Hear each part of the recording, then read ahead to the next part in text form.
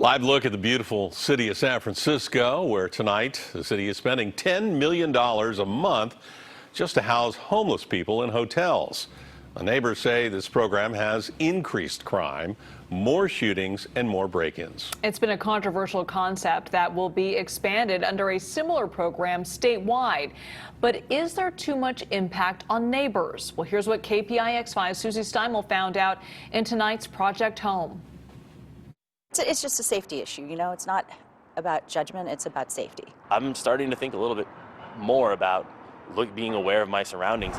People living in San Francisco's Marina District are on edge after experiencing an increase in criminal activity and blight on their block over the past several months. We got 2 alerts of active shootings. Well, my buildings had 3 intruders that we know of. During one break-in, someone got into Donna Aldrich's car. I felt really violated. The next time, the intruder broke into individual apartments. There was someone going up and down the back stairs, trying the back doors of all the units, and stuck his head in an open door up at the top. There was a citizen report yesterday that said someone was throwing knives at a tree. Firearm recovered. Michael Chasey has been watching all of this unfold via alerts on his cell phone. I cannot remember a time of seeing 2 reports of active shootings in broad daylight ever in my time here. Neighbors say the changes to criminal activity here coincide with some sweeping changes that both the city and the state have made during this pandemic. Hotels that used to be reserved for tourists on Lombard Street have since been given to people experiencing homelessness who didn't have anywhere to shelter in place safely. Public records obtained by KPIX show 911 calls to the Buena Vista Inn near Mike and Donna have tripled since the city started housing homeless people there, going from 1 or 2 calls a month to up to 14 calls a month at its peak.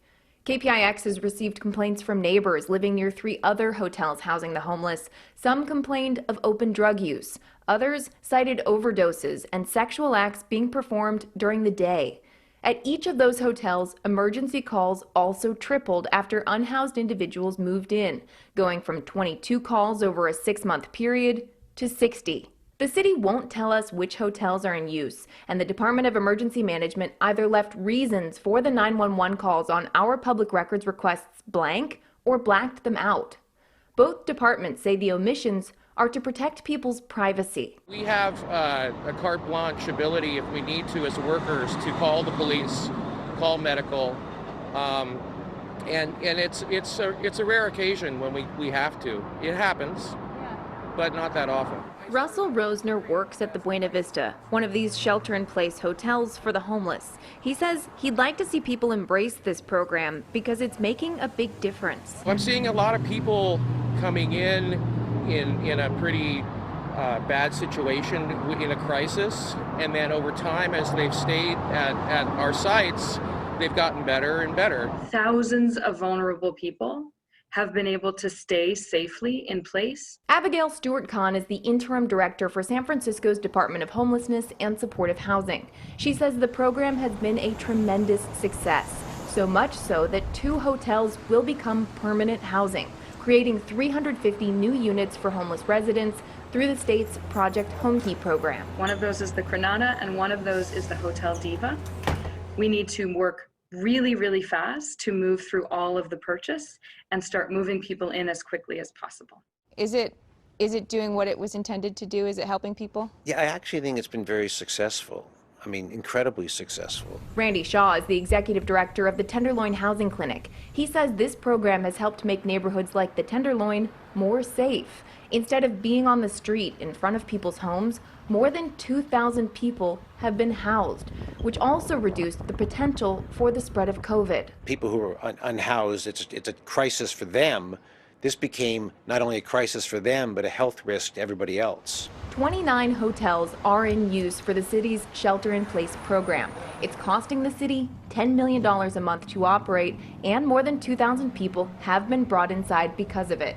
But the city has not been transparent throughout this process. So why don't journalists and neighbors have the right to know who's staying where? That I would have to refer you to the city attorney's office about. We brought up neighbors' concerns. Many of them have reached out to us and say that they've really noticed increases in crime, that they don't feel safe. They've had break-ins. They've heard gunshots. Often those are at hotels that are not controlled by the city. So there is a lot of misinformation out. The Buena Vista, was that ever a part of the SIP program? I can't provide that information to you because of the confidentiality requirement. But we have confirmed that the Buena Vista Hotel is a city-run shelter-in-place property, and homeless residents might be staying there until June of 2021. And if they're going to fund these projects with public funds, part of that funding needs to be for security. Susie Steimle, KPIX 5. We invite you to keep sending your stories and your ideas to projecthome@cbs.com and see all of Susie's reporting on our website.